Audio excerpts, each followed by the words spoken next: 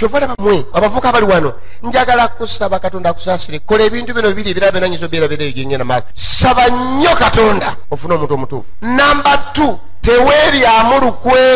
bw'olaba ng'omuntu bw'omutunulira olaba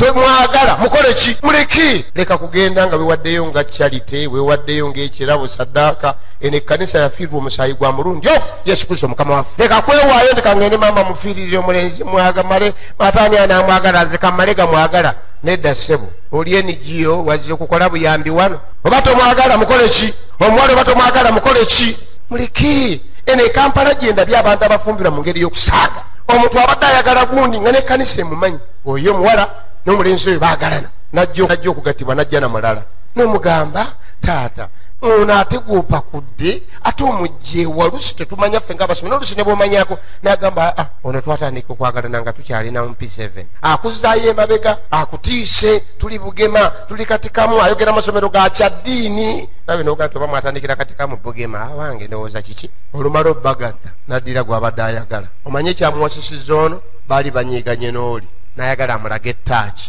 nti nsobola okuwasa tonsaagiza waliwo yasungwala n'awasa embaga mu mwezi 2 yali amaze okwanjula n'okuba embaga